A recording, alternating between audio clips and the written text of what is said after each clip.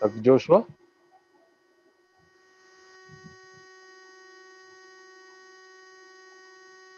Joshua, sir?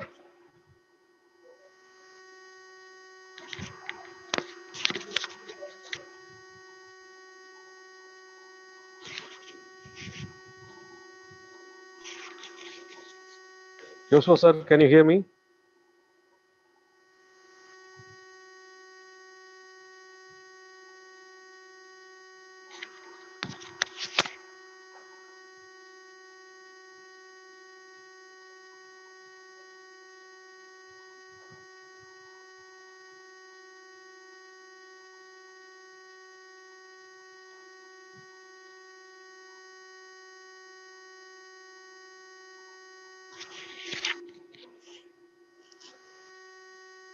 Joshua, sir?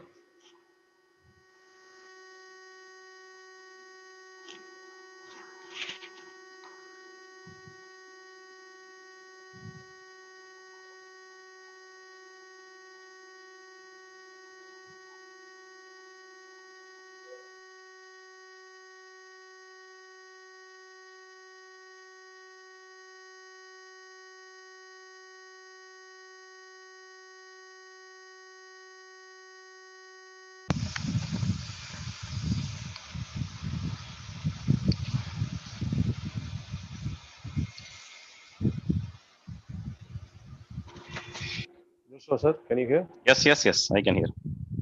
Sir, I just introduce yourself with the participants first, then we Okay, can start, okay, sir. okay, sure. So I welcome all the participants for the sixth day of Sttp on supply chain management. Today we have Dr. Joshua Kumar, Associate Professor of PSG Institute of Management, Coimbatore with us, and he had served as the center head for the PSG Center for Advertising and Communication for over a decade. He is currently the coordinator of the MBA program. His area of specialization includes integrated marketing, communication, media planning, digital marketing, etc. He is a member of Advertising Association of Coimbatore. He is actively involved in consultancy works with many industries in Coimbatore as well as Tirupur. He is also serves as a member of affiliation committee and board of studies members with Anna University. He is an adjunct faculty at the University of Toledo, USA. He has visited a number of leading universities abroad and engaged in collaborative research works with the universities. And we are very happy to have you today with us, sir. Thank you. The session is Thank you, yours. Dr. Sabri Rajan. Very good morning to all the participants. Uh, Nothing much to say about me. I'm also in the pool of knowledge, trying to understand a lot of things. As you know, we are in very difficult times, so it makes this session all the more difficult. Uh, uh, Normally, it would have been nice if we could have been in class, and the old-fashioned method of education is still the best method of education, which is the chalk and board technique. Nothing can replace that. To me, that is by far the best method of getting the knowledge across. Okay, so I will just this session is of two parts. We'll be having the first session right now, which is from 10:30 to 11:30. Might extend. I'll try to be on time. Uh, the second part of the session will be at 2:30, if I'm correct.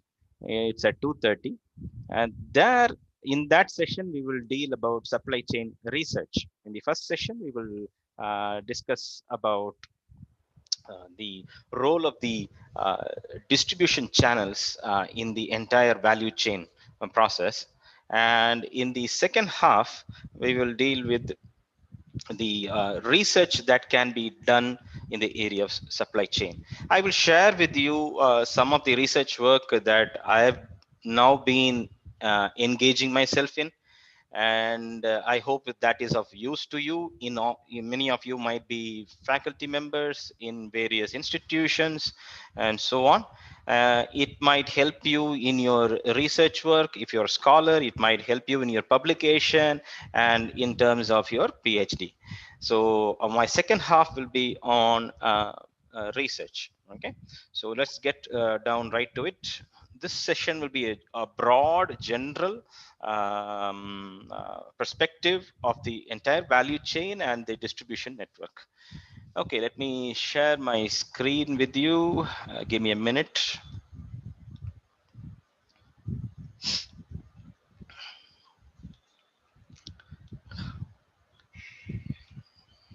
Can all of you see? You can talk with me, you can interact with me anytime you want during the session. You can stop me. Let this be an interactive session, not a very bored, monotonous one-way dialogue. So we can have this, as an interactive kind of a session. Mm. Uh, Okay, the role of distribution channels in the value chain. So the supply chain, as we call it, is what we call as the value chain, which means the product at every stage, the raw material right down to the end consumer, uh, when it moves through the chain, keeps on getting value. it, Value is being added to the product as it moves on one by one, step by step into the each node. That's the right word to put it. Each node of the supply chain, as it moves from each node to the other node, the value of the product goes on increasing, right? And how much the distribution channel or the distribution network plays a part in this is the discussion for this session. Okay, right. Yeah, so why channels are so important? So that's a question that I want to pose to you today morning. If you take any firm, any industry, whether it is a product, it's a tangible product or intangible services, the most important thing in any firm's movement up the ladder would be the channel. Okay, if the channels don't function properly, then you end up at a very bad condition, seriously difficult time. See, you might have a good brand, you might have a very competitive price, you might have a or you do all the promotion that is possible, marketing communication that is possible, but if you do not have a good network or channel network to support you in terms of your branding activities, in terms of your all your delivery systems, then you are headed for a doom, obviously. Therefore, channels play a very important role in this. And the most important point that I've put here, this is what came to my mind yesterday night when Dr. Sapari told me, let's talk on channels. So I put across some points that came up to me yesterday night. The first point I would want you to notice is this part here, which is called as designing the effective channels. You want a very good effective channels to manage your supply chain and distribution. If the channel should be effective enough, whether you're using somebody else's channel sometimes, or you can use your own channels. When I say channels, the intermediaries that right down from the manufacturer, the distributors, the wholesalers, the stock points, the retailers, and so on, exclusive dealers. You can have jobbers, agents, commission agents, franchisees, a whole set of firms act in taking your product right down to the end consumer. And sometimes a firm depends on its own channels or has its own established channels, or sometimes a firm has to depend on somebody else's channel. For example, let's take a car like Fiat, Fiat, Fiat cars, Fabrica Italiana Automobile Trades. That's the expansion of Italian car. Now, Fiat's distribution network in India is heavily dependent on Tata's distribution network. Fiat is totally dependent on the chain, the value chain of Tata, the distribution chain of Tata. So you might see Fiat cars also being sold by Tata distributors. So this is how it works. So this is all from a strategic standpoint, very, very important. Whether you employ, you have your own established channel network, or sometimes if you're a new brand and into a new market, then you might have to depend on an existing established network by somebody else. That can also happen. Okay, success of the marketing firm depends on how well the supply chain and logistics perform. Obviously, yes. Mm. So the firm heavily depends on logistics, the logistics and the supply chain network. And now you can have two strategies here. You can have a push strategy and a pull strategy. Now, pull strategy, as you all know, relies heavily on advertisements and promotion activities, sales promotion activities, discounts and offers and so on.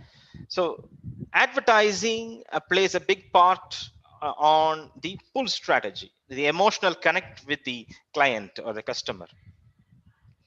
Even the distribution line look for promotional offers being given to them by the company, and they call this as trade promotion. Sales promotion and you have trade promotion. Trade promotion is where a manufacturer uh, gives promotional offers to the trader or the middleman or the channel member for them to promote their product heavily. Sometimes the channel members might charge something called as a slotting fee, a fee that is a commission that is charged for keeping the products in the shelf of the particular retailer. And they can the company firm can give discounts on the invoice, off the invoice, and so on. So there are so many methods of trade promotion in which the FMCG products or products such as beverages like Coca-Cola or Pepsi, they do a lot of these trade promotion to their channel members. For example, if a particular channel member buys a crate, crate contains 24 bottles, okay, and on a specific day the particular retailer tends to buy two more crates, then in that case the manufacturer or the distributor might give that particular retailer an extra crate free, or maybe 10 bottles free, which doesn't come in the invoice, or discounts can be offered to them for stocking up more number of products.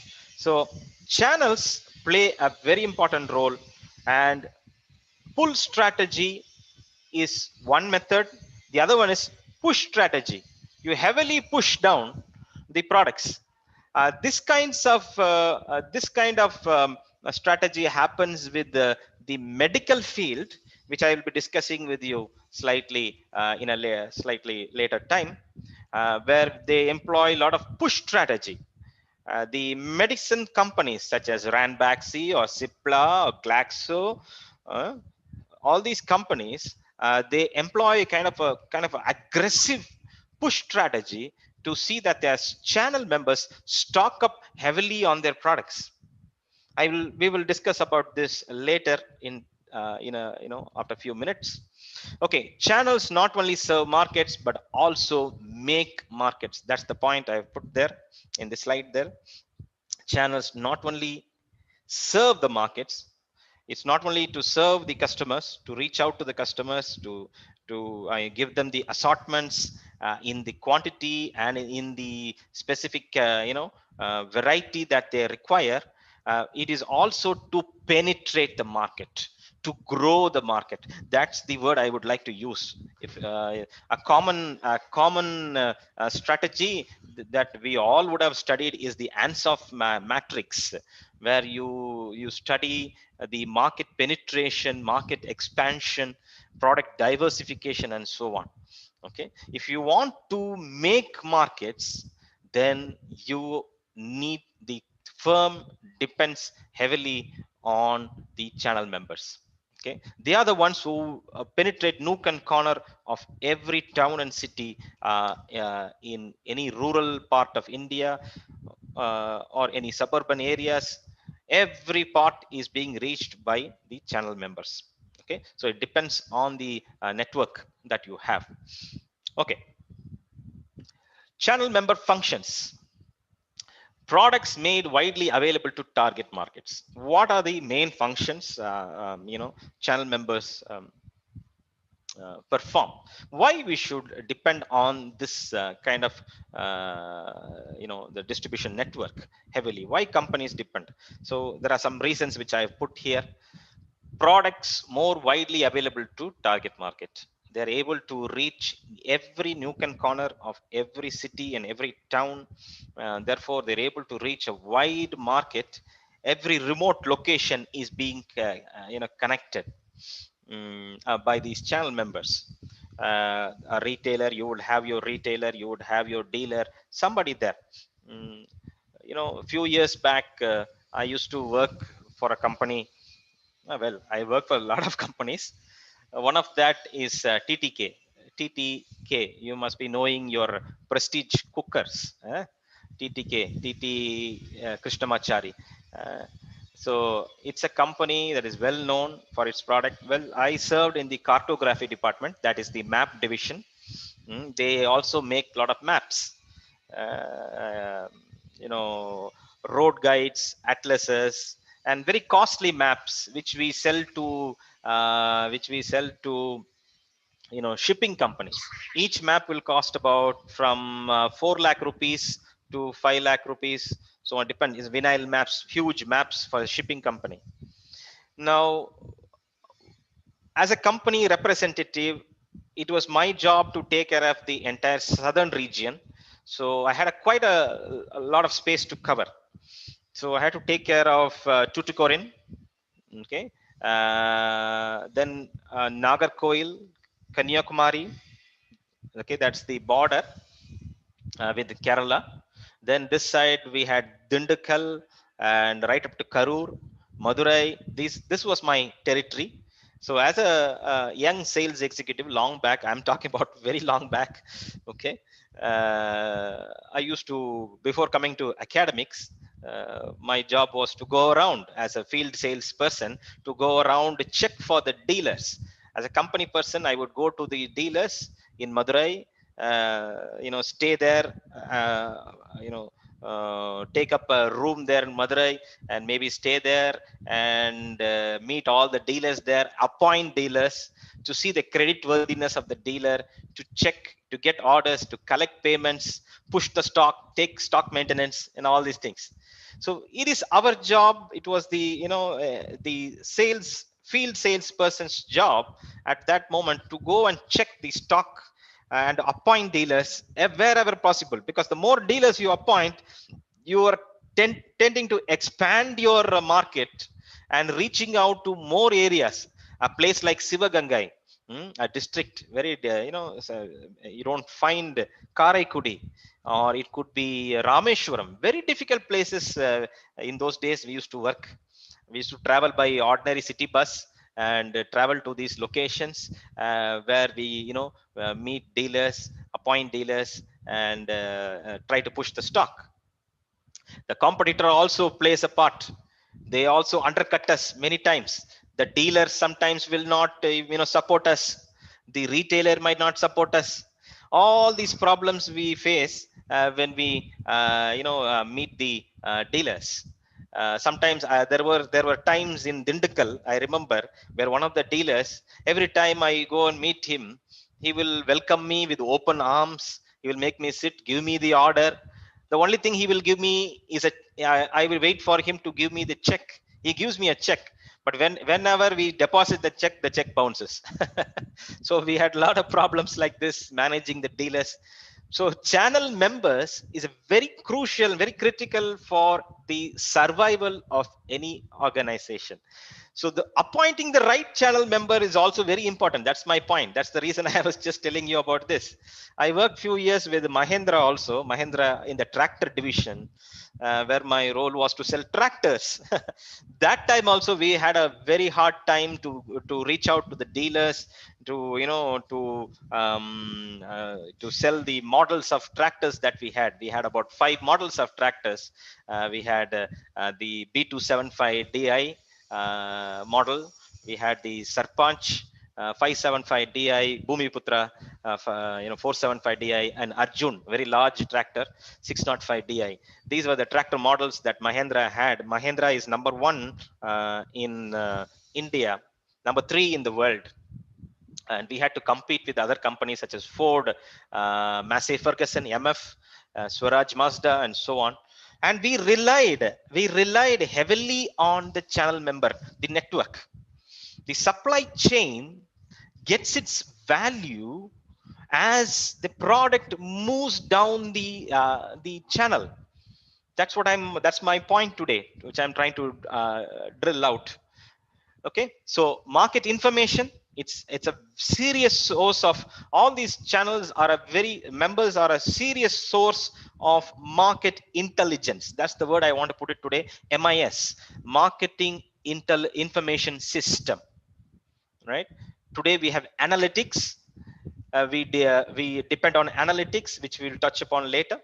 But serious source of the place from where you get market information is your channel member, whatever might be the product. In my case, in tractors, I used to get information about which village, in which village, who is owning tractor, who is owning a particular model of tractor, who is owning who has bought a new tractor, who is likely to buy a new tractor. All these market information I gather from the local mechanic shop, from the local dealer point. So every morning we visit the dealer point. Every morning we visit the mechanic shop, from where we get a rich source of market information. Now we gather this information, pass it on to the head office for them to analyze. What is our position? What is the current position of our company? What is our competitor doing? It's almost like playing a kind of a spy game, espionage. We have a lot of agencies, raw, CBI, and all these people do a lot of espionage work, spy work, something like that. All these kinds of information, ground intelligence is very important for the firm to survive and to stay in touch with the competition. And the richest source from where you get this ground information are your network, obviously. So promotion, finding customers, negotiating with the customers. So sometimes the company will not deal with the customers. We leave it to the channel member. We leave it to the the dealer to take care of the client. In case the dealer is not able to convince or negotiate a particular deal, or is finding it difficult to train his field sales force, in that case the company gets inside and tries to negotiate. So channel members are a source of financing. Of course, that's why you require channel. They're a rich source of financing. They take risks because they stock a lot of your commodity. Otherwise, you are going to keep a large number of your stock idle. It will remain idle in your inventory, which is an additional cost for you. Therefore, you have to depend on the channel to take care of your stock. So this is where the push strategy comes. You see that the stock is heavily piled up with the dealer and the distributor network. That is the job of the executives, actually, from the company side. Okay. Do you need channels for services? Definitely. Definitely. Today, as I put some I put some examples for you. Hospitals, education institutions, gyms, wellness centers, they all have channels. You can call them franchise network or whatever. All services today have channels. Even top education institutions like Harvard and Stanford are having their own network. They're having their so-called Ivy Leagues, which were once, very prominent. It was the, the go-to place for any aspirant in India, any student. Today, you are getting the same education at your doorsteps. And the channel they use is, they use a physical channel. They also use a virtual channel. Now you can take education has is come to you. You can learn from any you can learn, any course from any international university through online platforms such as Coursera. Correct? You have platforms, online platforms like Coursera and Udemy and all these people, where they bring you the courses offered by leading universities around the world. Whether you want to study in Harvard, or you want to study in Yale, or you want to study it in Massachusetts University, it's all the courses are available to you. And also Indian universities, and also Indian top ranked centers of excellence like your IITs and IIMs are going to this kind of a new kind of a format, a new kind of a business model, if I would like to put it like the virtual channel, virtual platforms to get the education outside.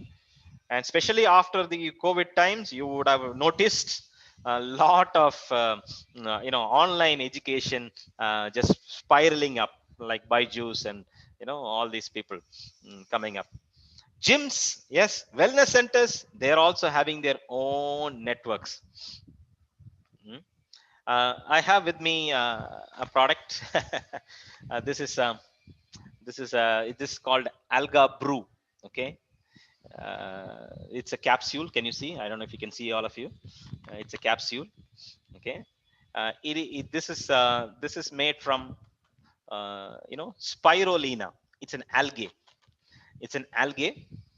Okay, this is the pamphlet. Okay, this is a product that was designed by one of my students.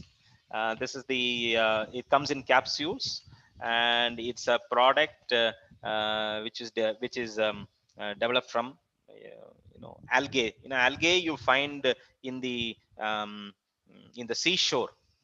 You find algae. We call fungus and algae and all these things. You find it on the seashore, on the rocks and things like that. They take that, dry it out. They are rich source of protein. There is a rich source of protein and vitamins. So this product was is developed by my student. And I asked that particular student, from where are you getting the supply? Do you manufacture this? From where are you getting the supply? What she told me was, no sir, there is a company, there are a lot of suppliers for algae. I didn't know this. There are a lot of suppliers who supply algae in terms of powders. They take algae, they collect algae. There are a lot of because our main focus in the broad area is supply chain. We're not going to waver from that, the main topic. Okay. And my the student told me, we go to a collection center. Those people supply us with algae powder. So what we do is, we take those algae powder and we manufacture capsules using starch, and we fill it up, and we package it, and we brand it, and we sell it. Now she came to me, she approached me and said, sir, how should I promote this product? Give me a method for me to promote this product. Where should I go and sell this product? So the idea I gave her was, why don't you contact gyms? So gyms and wellness centers, that's what I put here. Gyms and wellness centers are the place where people look for supplements. Supplements. Instead of taking protein diet in the morning, they go for supplements.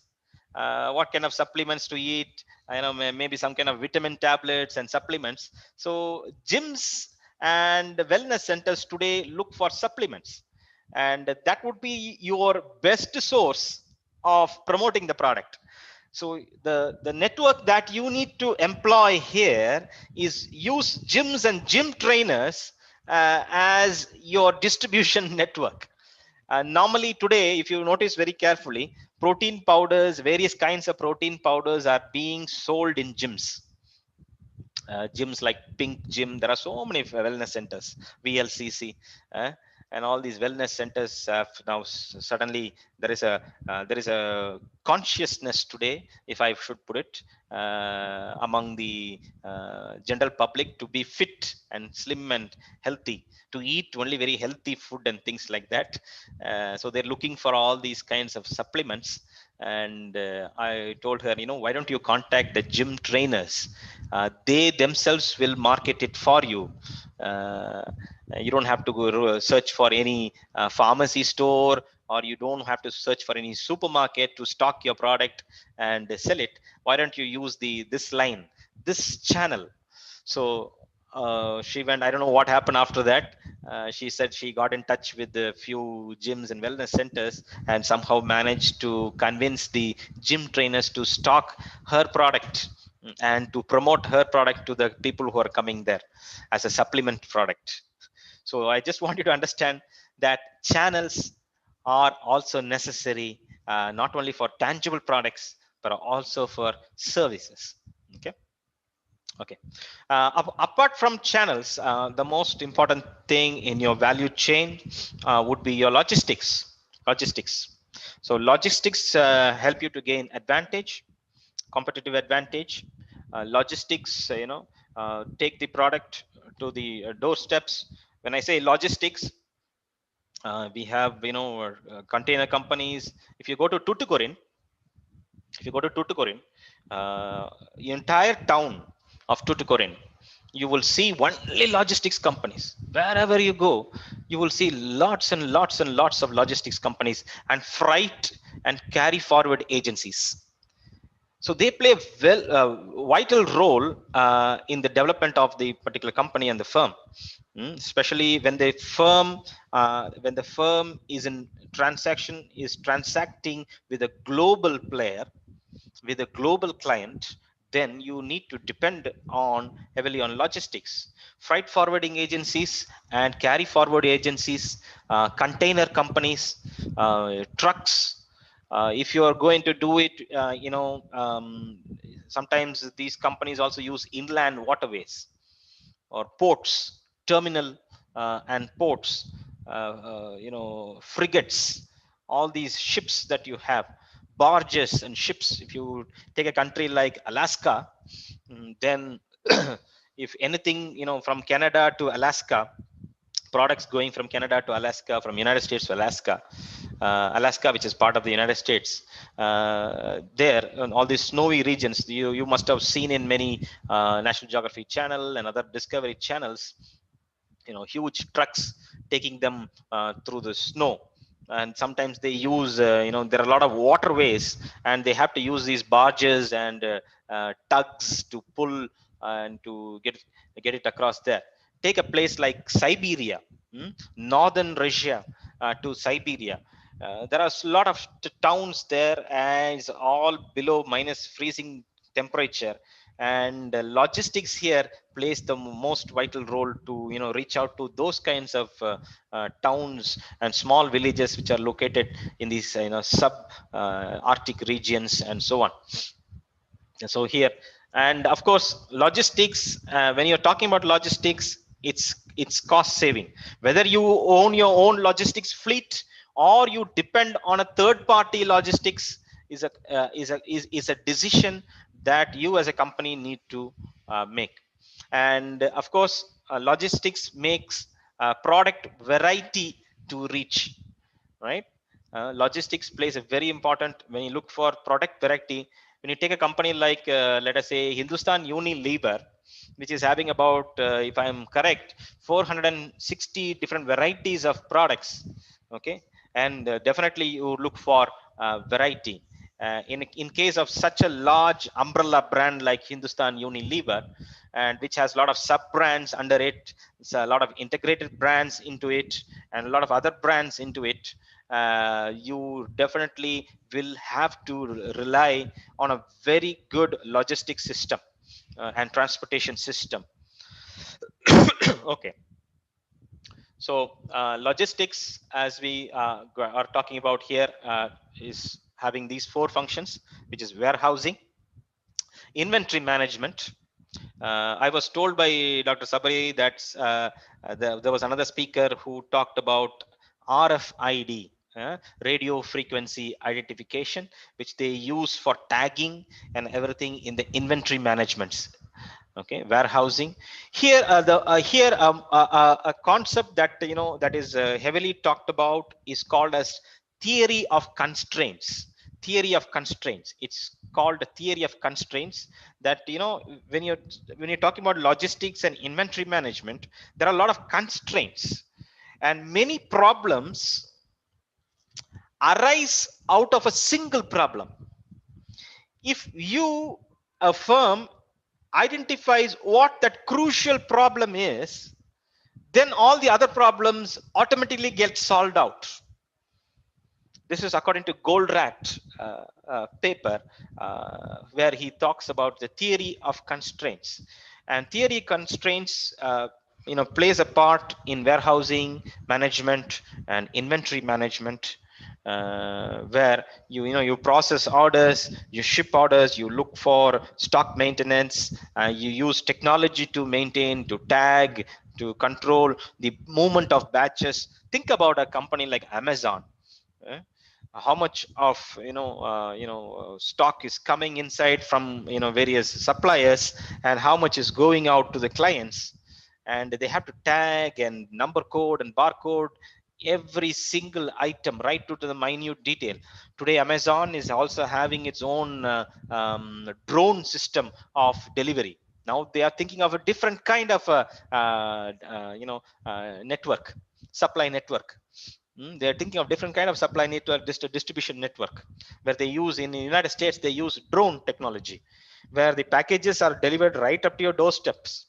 So there is no, they're negating on the retailers and stock maintenance and things like that, directly from the collection centers down to the end consumer through drones. Okay, maybe that is the future. Okay, so logistics and distribution networks and inventory management, transportation, they're rich source of information. Okay, information. You're, as a company in today's times, if you really want to survive, then you rely heavily on information. Information is gold. That is why we have concepts such as marketing analytics today picking up in our field of management. Today everybody is talking about financial analytics, HR analytics, marketing analytics. What is analytics? Analytics is data science. You capture data, you have artificial intelligence, and you have human manual methods to capture data. Then there is large data coming out from every point. Maybe a billing counter, maybe at a billing counter in a grocery store, you have data coming there. You have volumes and volumes and volumes of data coming there. This data has to be made sense of. So you mine this data, you process this data, and you use it for the benefit of the organization. You can do descriptive analytics, you can do prescriptive analytics, and you can do predictive analytics. These are the three things you can do with your analytics data. I'm going to show you a little bit time from now how this analytics is used in supply chain. I'm going to introduce you to a company that is very close to my heart. Just have a look at it, how analytics is used in this company. So when you talk about warehousing, inventory management, transportation, I will also at this juncture bring you to something called as ICDs. So anybody knows what is ICD? Let me stop share here and let me open a map of India. Hold on, give me a minute. Give me a minute. So what is an ICD? I hope you can see the screen now. So I have a map of India with me. So ICDs, very important for supply chain. Okay, let me go down to south here. Normally, you would have ports on the sea coast. If you take Chennai, Trivandrum, Cochin, so where goods are transported to foreign locations, ships come there, dockyards, and so on. Okay, ICDs are known as inland container depots. These inland container depots are located inside. I mean, for example, Bangalore. Now, look, Bangalore is nowhere near the coast. So Bangalore has one ICD like this. Coimbatore has one ICD. ICDs are inland container depots. They act as ports, just like real ports on the sea coast. There are ICDs in every landlocked place, which makes it easy for the logistics to storage, for the container companies to transact and so on. I don't know, a few years back, I had also visited the ICD at Bangalore. Why, very vast. You have, big dumper trucks carrying all these, what do you call as containers, 12-foot containers, 16-foot containers, and like this, they carry and place them on top. It just acts as, real ports. So those are another point I want you to consider when you're talking about inventory management, ICDs. Even small places like Coimbatore, they also have their own ICD depots. They call inland container depots. Okay, just to give me a minute, share the video again. Okay, so integrated logistics is the talk of the town now. Logistics is being connected. As I told you, logistics transportation is connected with other logistics and transportation companies. It is connected with ICDs. It's connected with ports. It's connected with the companies. It's connected with global players, global logistics companies, third-party logistics. You depend on sometimes third-party logistics to focus. All this, these are all a very, very integrated network of systems, and they use technology today to integrate. So what is there in a supply chain? There are only three things that can happen in a supply chain. One is the flow of information, the flow of materials, and the flow of money. Okay, flow of materials, flow of information, flow of money. If you don't have an integrated logistics system, then you're bound to have disruptions in this flow.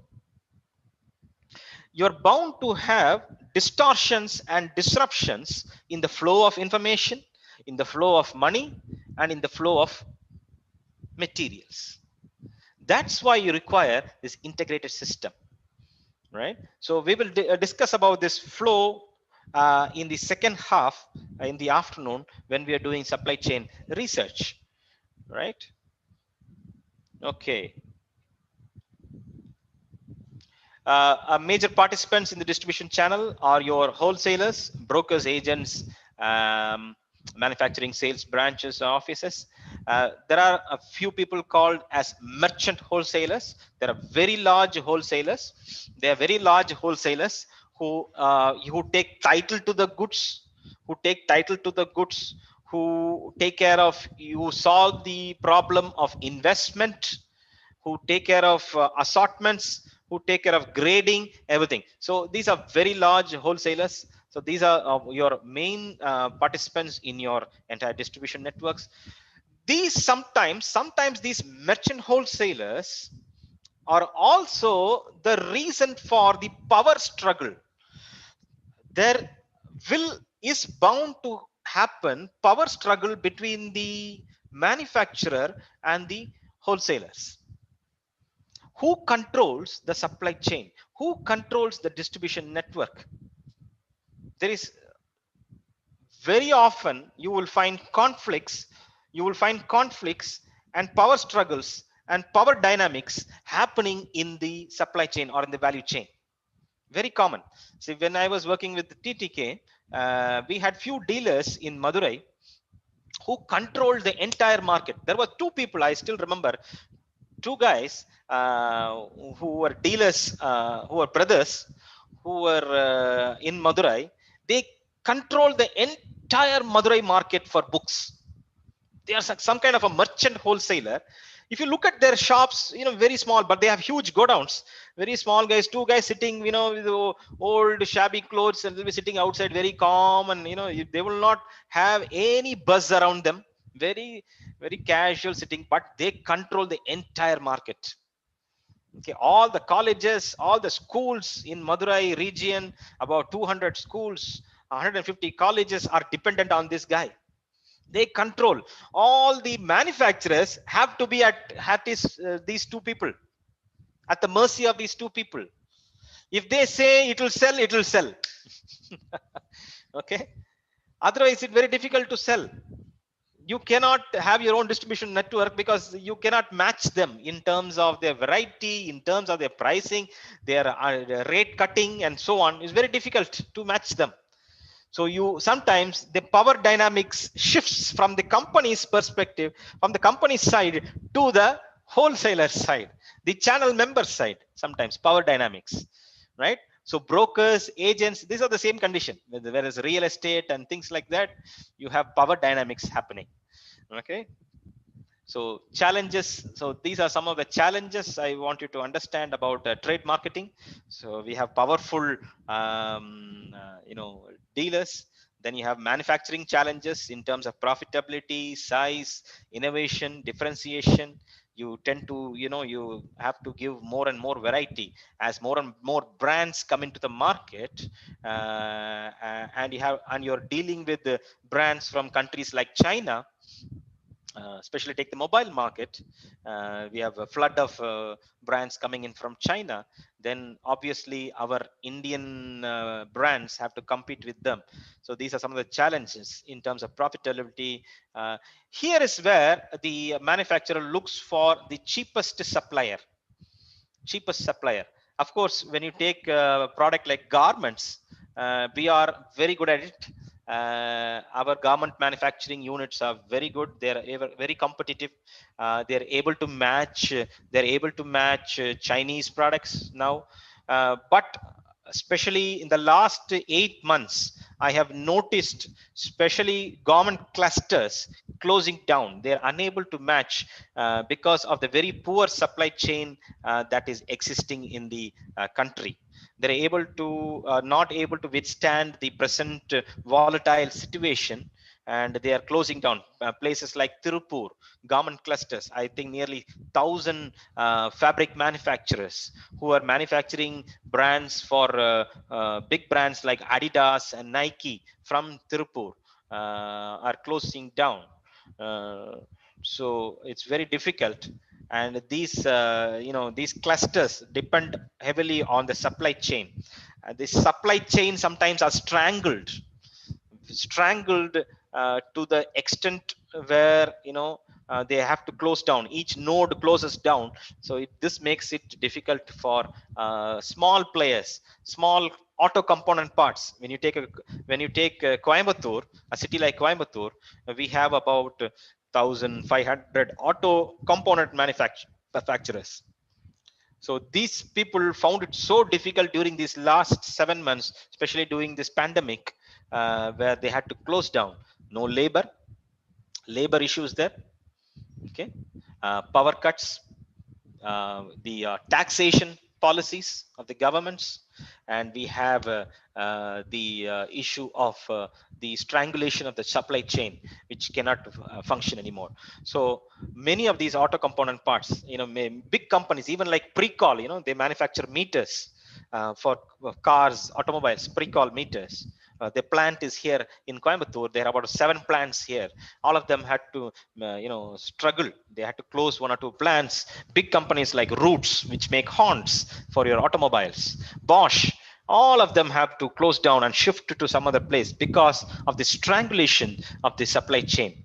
Okay, so there are challenges for the retailers also, and there are challenges for the manufacturers also. Manufacturers, merchant wholesalers, retailers, challenges everywhere today. And this is the problem that the companies are facing today with the present scenario.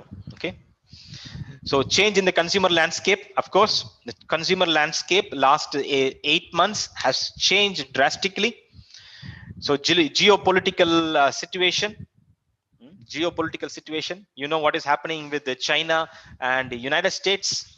Company like Huawei, there is a war going on between Chinese company Huawei and United States, and especially in terms of telecommunication products.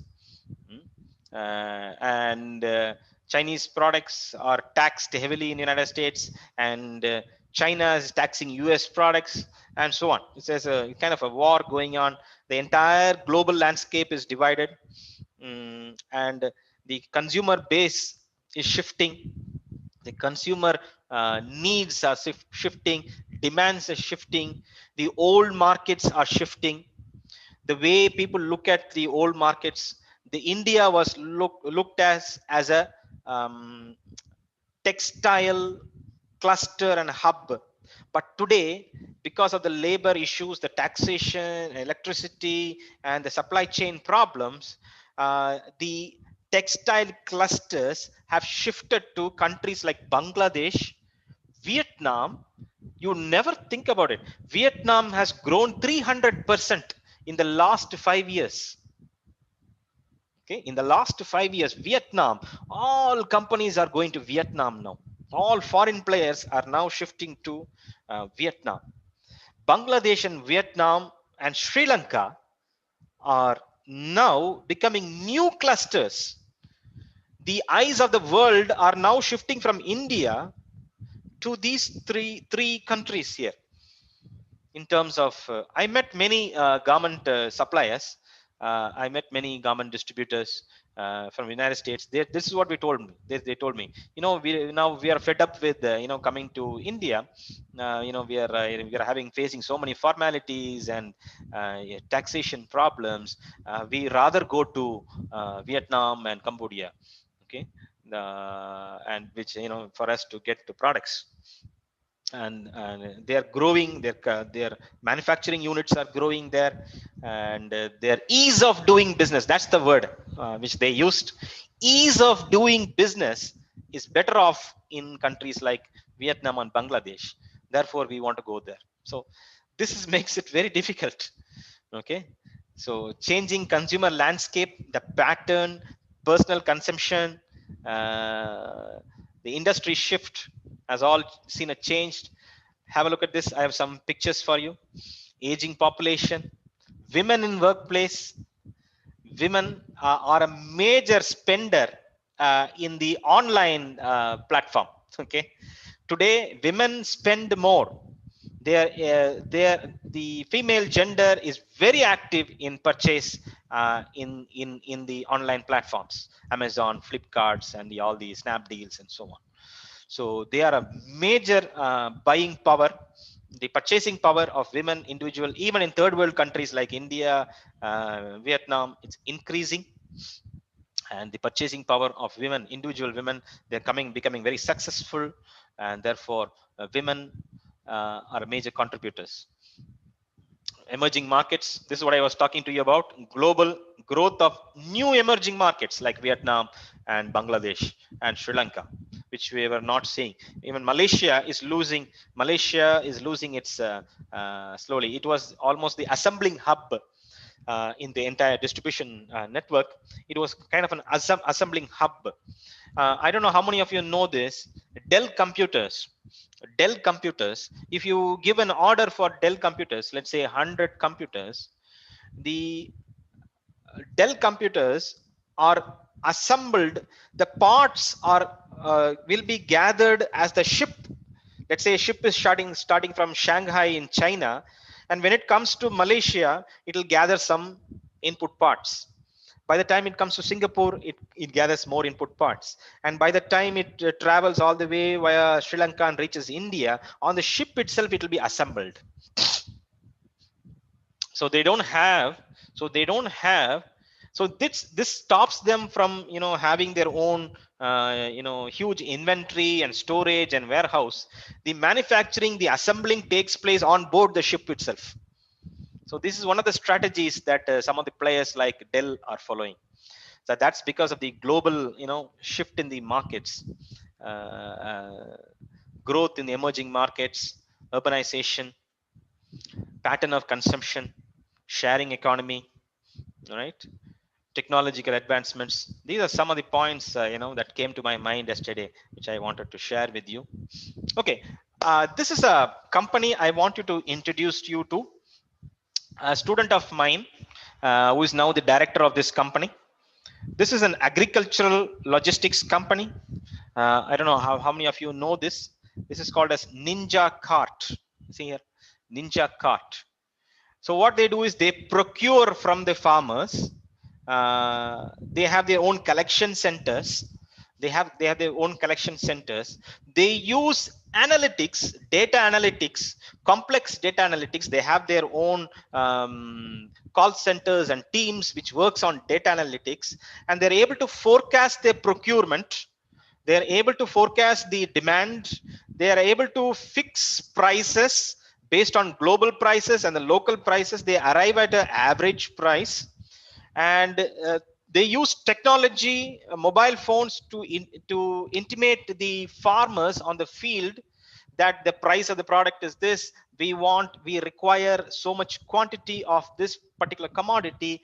They send trucks, logistics, to go and to the collection centers right down to the individual farms. They support the farmers. They bring them to the collection centers, grade them, okay, and give them the indent. By the evening, the amount is transferred to the account of the farmer. All these things happens. This is a beautiful company. It's a wonderful case for you to study in terms of supply chain. Okay, so we have this is the company I wanted you to understand. Let me show you how their supply chain looks like. So this is how it looks like, if you can notice this. So from the farmer, I hope you can see the screen, all of you. Can one of you respond? So Yes, sir. Yes, sir. Please. yeah. Okay. Yes, Thank sir. you. Okay, thank you. From the farmer, the product is taken to the collection centers. This is a beautiful business model which was put down by my student. His name is Jerome, and now he's doing this business. It's a multi-million-dollar business. They have about he told me about 600 collection centers only in Chennai. Okay, they control the entire market, and from the farmer they take it to the collection center. You see, from the collection center it goes to the fulfillment center. This is where they do the grading and assortments. From there they have their own distribution centers, and from there they go to the individual retail.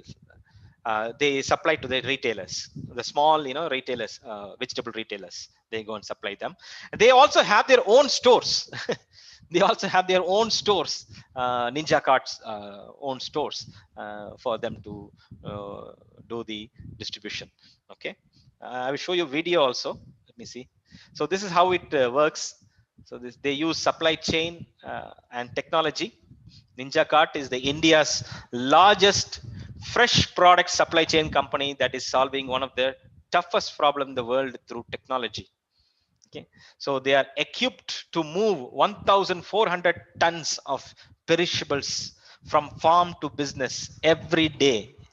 So that much they have grown. I think in a span of 4 to 5 years, if I'm correct, because he was doing a different business earlier. Now he's doing this business. He meets me every quite often, asks me for some marketing ideas and so on. And we have quite a long chat, whenever he comes. And it's a wonderful business. I want you to see this. Earlier he was doing a garment business. Earlier he was doing garment business in Tirupur, where they were manufacturing innerwear, sports innerwear. Okay, sports innerwear for brands such as Puma, Nike, Adidas. Okay, from Tirupur. Now he will manufacture the product, but he will not place the logos. Logos are placed in the United States. Now he told me, while I was discussing this with him, Jerome, the business that you do, from where do you source your material, fabric and everything? He said, sir, we have one knitting center in Tirupur. We have another knitting center in Vietnam. We have stitching units, knitting units. We have embroidering units, in various countries in the world. So what we do is, suppose he said, I want to sell the product in a country like Switzerland. If I take, let's take an innerwear, an underwear, let's say, like I'm taking an underwear. I'm going to market a product like underwear in a country like Switzerland. Okay. For what he told me was, I will not finish the product. What I will do is, in Tirupur, I will only make half the product. That is, the bottom half of the underwear I will do. The elastic strip, I will not attach it to the underwear.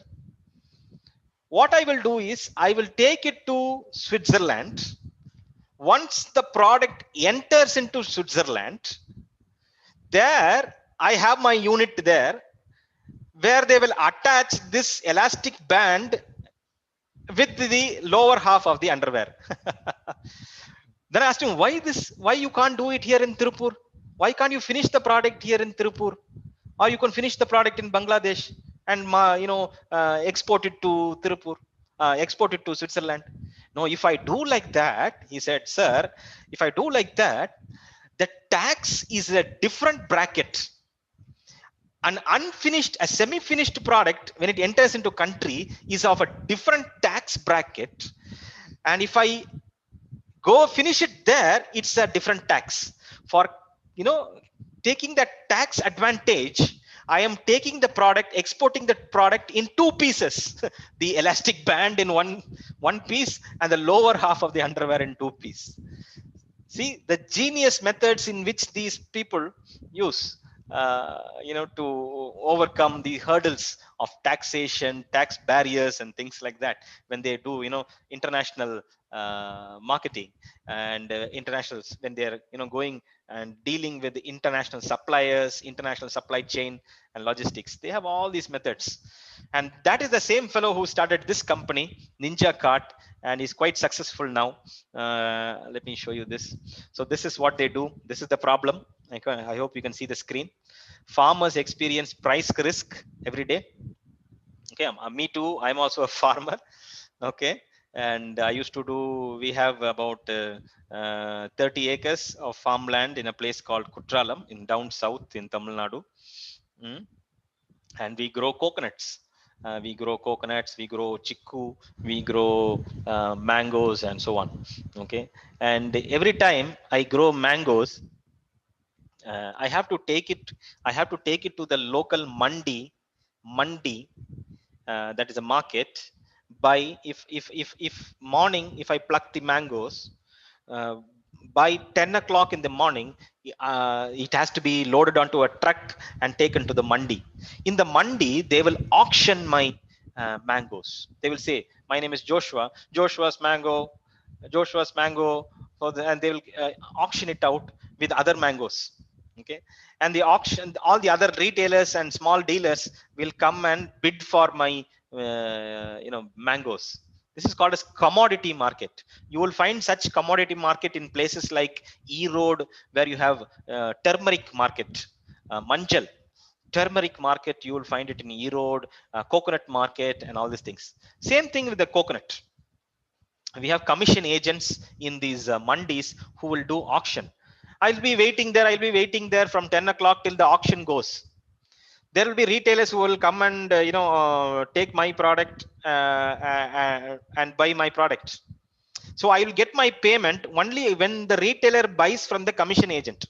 So I'll get my payment only in the evening. Morning 10 o'clock I delivered my product. Auction goes on till 12 o'clock. Okay, then the commission agent will calculate all the accounts and everything. He will finish it by evening.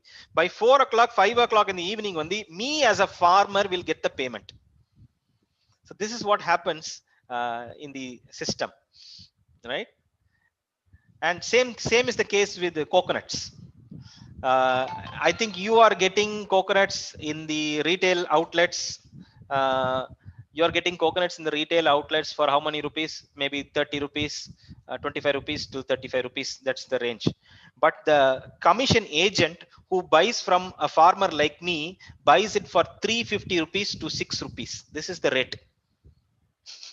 Okay. Okay. From me, he buys it from my coconut farm. Every 40 days, coconut has to be cut. So every 40 days they cut coconut. They buy about 10,000 coconuts, 15,000 coconuts from me. Okay, at a rate of 3.5, depends upon the size of the coconut. They grade the coconut.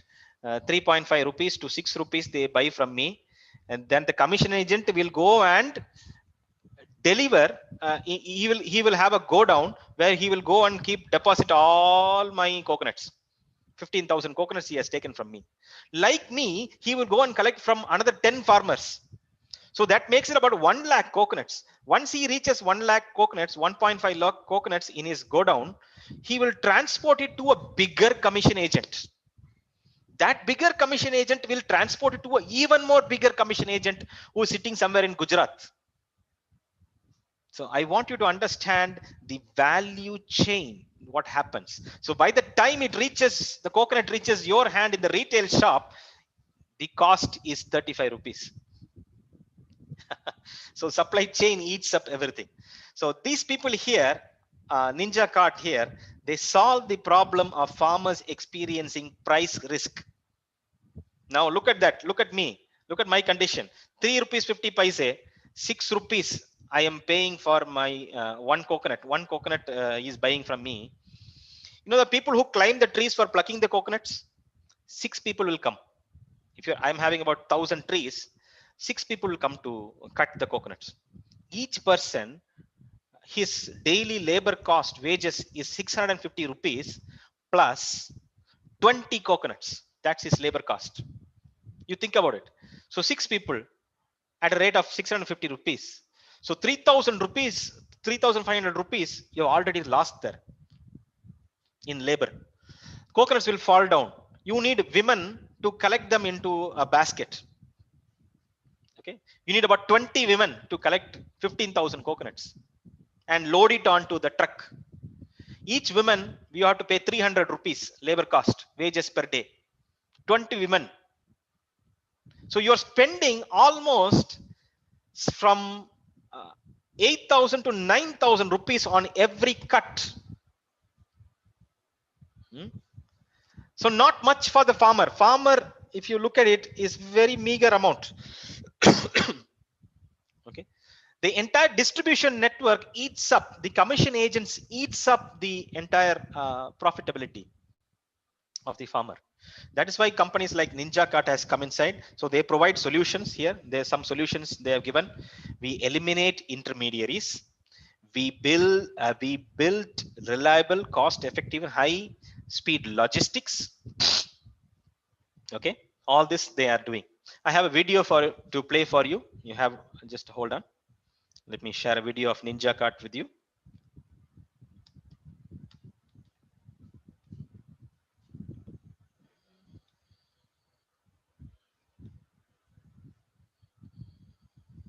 Tell me if you can see it. So that, okay. Can you see the image? Yes, sir. Can you hear the audio? Yes, sir. Yes, sir. Ramesh ಅಂತ. Good. ನಾವು ವ್ಯವಸಾಯ ಮಾಡ್ತಾ ಇದ್ದೀರಿ. ನಮ್ಮಪ್ಪ ನಮ್ಮ ತಾತ ಅವರೆಲ್ಲ ವ್ಯವಸಾಯನೇ. This is a beautiful case of Ninja Cart. ಈ ಮಾರ್ಕೆಟ್ಗೆ ಹೋದರೆ ಕಮಿಷನ್ನು ಬಾಡಿಗೆ ಎಲ್ಲ ಹೋಗಿ 10,000 ಬಂದರೆ ಸಿಗ್ತಾ ಇದ್ದು ಒಂದು 5,000. ಈಗ ಇಲ್ಲಿ ನಿಂಜಾ ಕಾರ್ಟ್ಗೆ ಹಾಕಿದ್ರೇನು 9,000 ಬಂದರೆ 9,000 ನಮ್ಮ ಕೈಗೆ ಬರುತ್ತೆ. ಈಗ ನಮ್ಮ ಕುಟುಂಬದಲ್ಲಿ ಒಂಥರ ಆರಾಮಾಗಿ ಎಲ್ಲ ಚೆನ್ನಾಗಿದ್ದೀವಿ. ಆದರೆ ನಿಂಜಾ ಕಾರ್ಟ್ ಕಂಪ್ನಿನಿಂದ ಒಳ್ಳೆ ಇದು ಸಿಕ್ಕಿದೆ, ನಮ್ಗೂ ಖುಷಿ, ಒಂದು ನೆಮ್ಮದಿ ಇದೆ. ಇದರಿಂದ ಒಳ್ಳೆ ಇದಿದೆ. Ninja Cart is building the world's fastest, reliable supply chain for vegetables and fruits. From the time of harvest, our produce reaches the stores in less than 12 hours in a least cost possible.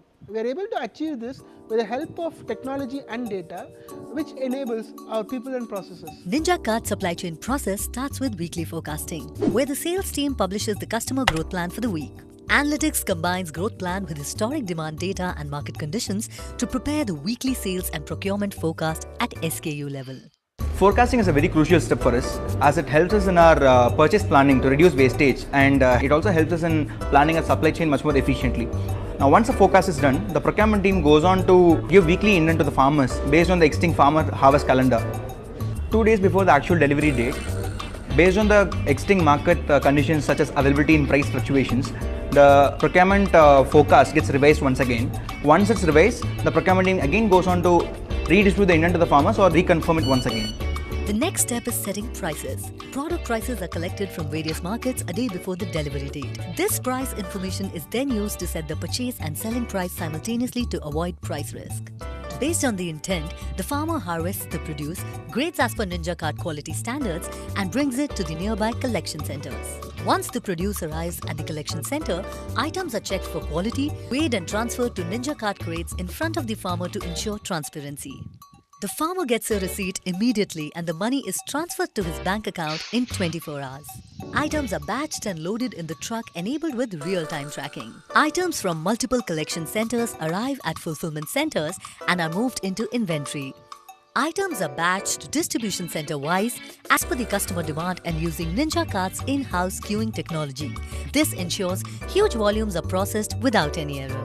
Every process and action within a supply chain is orchestrated by the product with preset conditions. This minimizes the need for communication and dependency among team members. This helps us move items from receiving to dispatch in less than 15 minutes. Trucks leave from various collection centers and fulfillment centers and then arrive at distribution centers. Items are picked and packed as per customer orders. Mini trucks arrive at distribution centers early morning and items are loaded route-wise into the vehicle. Mobile phones are issued to drivers to manage the deliveries. The drivers drop the items at the shop and proceeds to deliver at all shops in the route. On the way back, he collects empty crates and cash from the customers and deposits the same in the distribution center. 1.5 year ಇಂದ ninja ಕಾರ್ಟಲ್ಲೇ purchase ಮಾಡ್ತಾ ಇದ್ದೀವಿ. Time to time delivery ಬಂದ್ಬಿಡುತ್ತೆ ಬೆಳಗ್ಗೆ. ಕ್ವಾಲಿಟಿನೂ ಚೆನ್ನಾಗಿರುತ್ತೆ. ನಮಗೆ ಮಾರ್ಕೆಟ್ಗೆ ಹೋಗೋದು ತಪ್ಪುತ್ತೆ ಬೆಳಗ್ಗೆ ಬೇಗ ಎದ್ದು. ಪ್ರೈಸಸ್ಸು ಪರವಾಗಿಲ್ಲ, ಮಾರ್ಕೆಟ್ಗಿಂತ ಕಮ್ಮಿನೇ ಇದೆ. ಶಾರ್ಟೇಜ್ ಐಟಮ್ಸ್ ಇದ್ದರೆ ನೈಟೇ ಮೆಸೇಜ್ ಬಂದ್ಬಿಡುತ್ತೆ. ನಿಂಜಾ ಕಾರ್ಟಲ್ಲಿ ಮೊಬೈಲ್ ಆ್ಯಪ್ ಬಂದಾಗಿಂದ ತುಂಬ ಈಸಿಯಾಗಿ ಇಂಡೆಂಟ್ ಮಾಡ್ಬೋದು. ಇಲ್ಲೇ ಎಲ್ಲ ಸರ್ವಿಸ್ ಎಲ್ಲ ಇಲ್ಲೇ ಸಿಗುತ್ತೆ. ಚೆನ್ನಾಗಿದೆ Ninjacart. The robust supply chain ensures that customers receive quality items at better prices on time every day. Okay, so this is a small case. So you can do a lot of projects as far as Ninja Cart business model is concerned in supply chain. Okay, just a minute. I just want to share with you one small activity.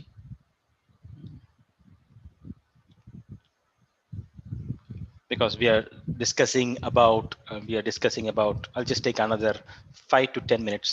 Okay, I have exceeded my time by 10 minutes. Very sorry. I'll take another 5 to 10 minutes and we will wind up this session.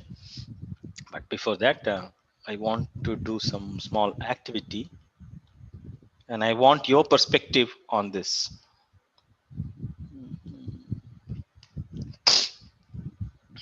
Okay, can you see the activity? All of you? Can you see it? Yes, sir. Okay, I will read it for you. Right.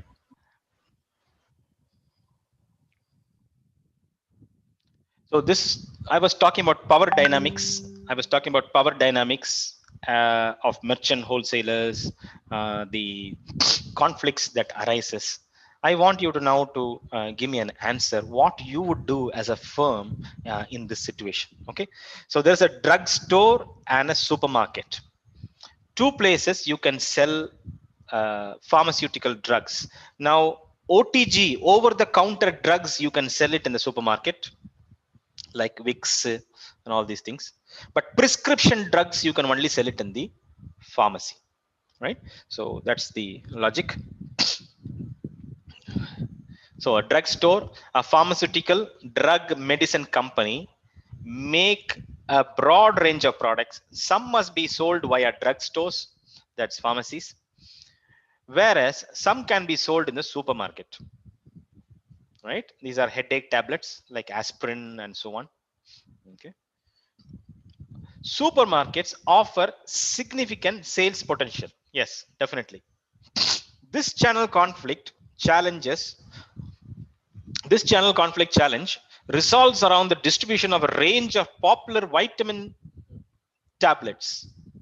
Okay, B complex or whatever, a lot of vitamin tablets have come. Supra Plus, I think you have seen advertisements on televisions also.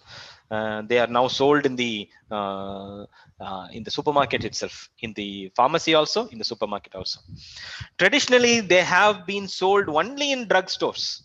However, as the overall market has become more health conscious, the major supermarket chains have approached the pharmaceutical firms as they now want to also sell the product. So a product like Supra Plus, a vitamin pill, you can find it in the supermarket. Now the challenge is this: the drugstore's channel is not all that happy with this news. A product that was sold only in pharmacy is now being sold in supermarket.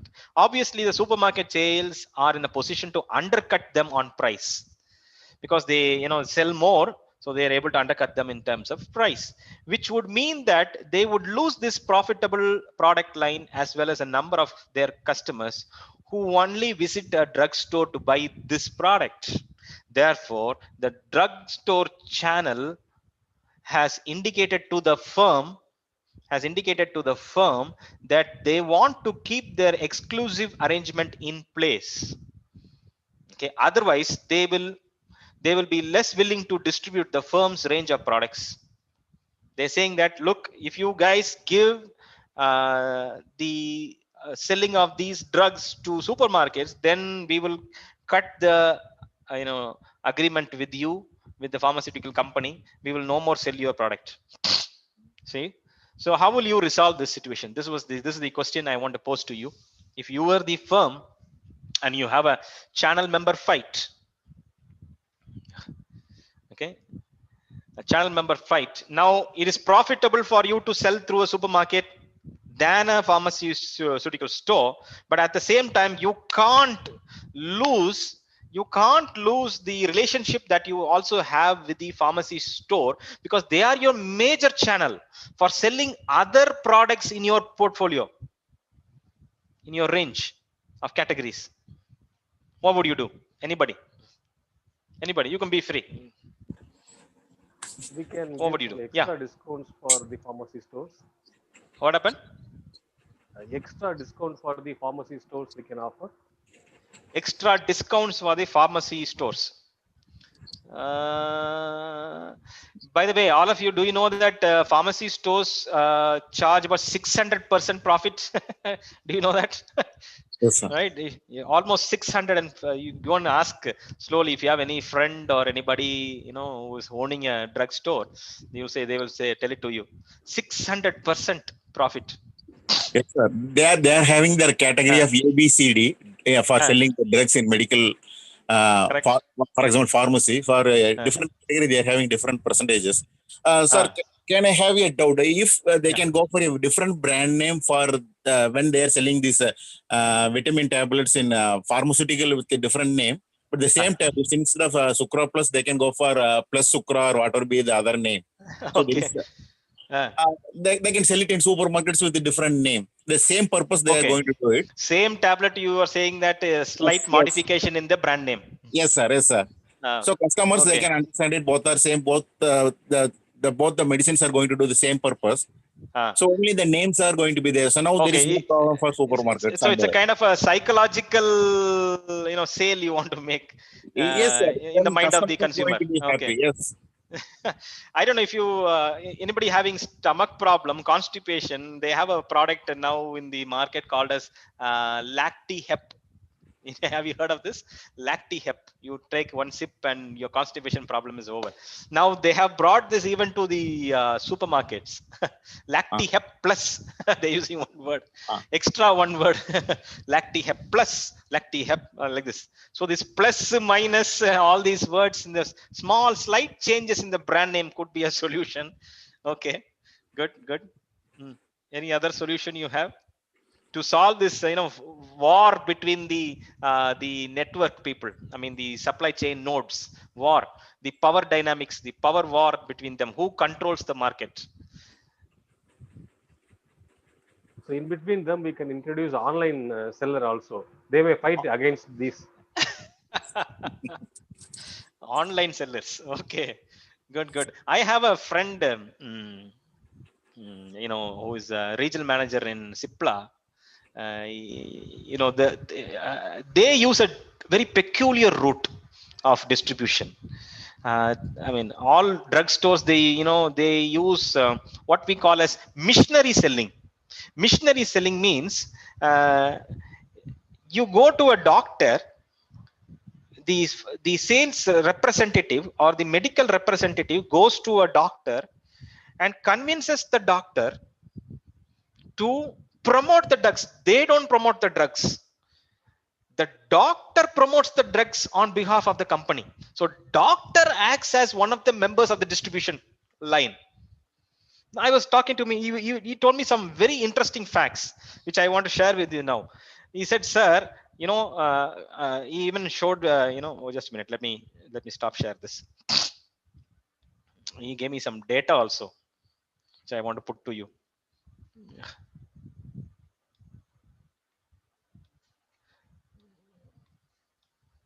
Yeah, you can see this data. So this is the data he shared with me of various drugs. You can see on the lower half of the screen, various drugs. And these are the places: Salem, Cochin, Tirunelveli, Madurai.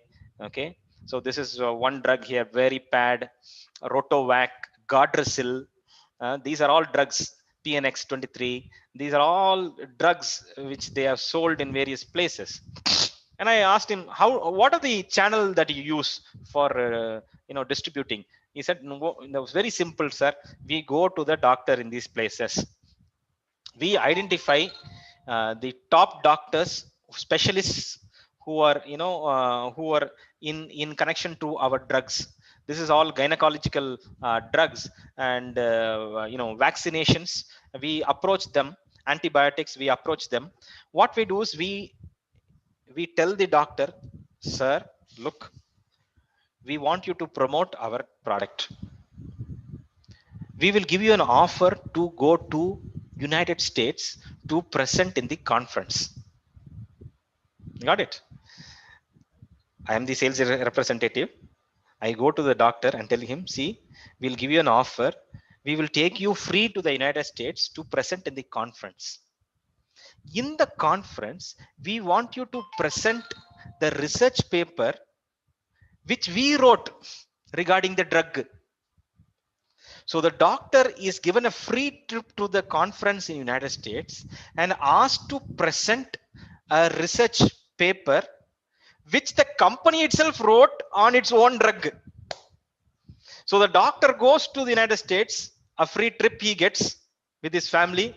He gets to stay wonderful life in the United States, and he presents in the conference as if he has written the research paper on behalf of the company. This is the unethical practice that they use for promoting the product. And once it is presented in the conference, it obviously will be printed in the journal, medical journal. Once it is printed in the medical journal, it is approved. Drug is approved. Okay. So this is the many techniques that these pharmaceutical companies have, and they use it. They use this kind of distribution network, which is the doctor who who promotes the drugs on behalf of them. They don't directly promote. The another method they use is the pharmacist who acts as a middleman. Okay. Now, if you go to a multi-specialty hospital, I'll just take another 3 minutes.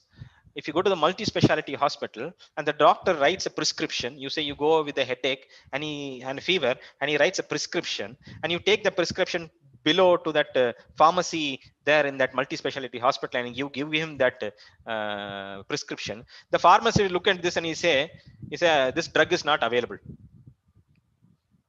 That same hospital, the pharmacist tell your doctor to make changes. Only this brand of drug is handled. This company, same content only, but different brand. Is not Dr. Reddy's, but Cipla or Glaxo or Ranbaxy is only available. So you go back to the doctor. So the doctor is forced to rewrite a new prescription, new drug from a different company. So here the controlling person is the pharmacist. These pharmaceutical companies take care, I'm using the word very consciously, take care of the pharmacist for the distribution of the drugs. Whatever the pharmacist tells is the availability of the drug. He will say, no, this drug is not available. Doctor can prescribe anything, but it is not available in the pharmacy because pharmacist controls what drug has to come inside. Are you getting it? Okay, the pharmacist has to control what drug has to be prescribed. So the control is now. That's what I mean by power dynamics. Okay, we can keep talking like this again. Okay, there are so many things we have dealt. We have dealt with so many products and agriculture and pharmacy and textiles. So I want you to understand a supply chain, the value chain, the three most important things that flows through the value chain. That is your information, your material, and your money. The three important flows that drives your supply chain. Okay. So in the second half, we will go into research. We will look into the area of reverse supply chain. We will look into the area of secondary supply chain. I will share with you some of the articles which I have written and which are going to be published. The ones that have been published and ones that are going to be published, and the method that I used to do the research, which will be, I think, will be helpful for you in terms of your research and publication. Okay, thank you. Over to Sabri. Thank you, sir. Thank you for the wonderful presentation. It's not have feeling have you crossed the 2 hours at almost 2 hours. The program looks like it just started now. It's very interesting, and you gave a lot of information about the market and various industries. Thank you, sir. We expect some more information from you in the afternoon session also. Thank you. We'll meet in the afternoon session. Yeah, okay. Thank you all Afternoon the session. participants. Yeah, thank you all. Afternoon session, I will take it from my house. Now I am in my office. I'll go to my house and take it from there. Thank you, sir. Right. Super, sir. Thanks, Right, sir. right. Okay then. Thank you. See you all. Bye. Thank you, sir. Bye.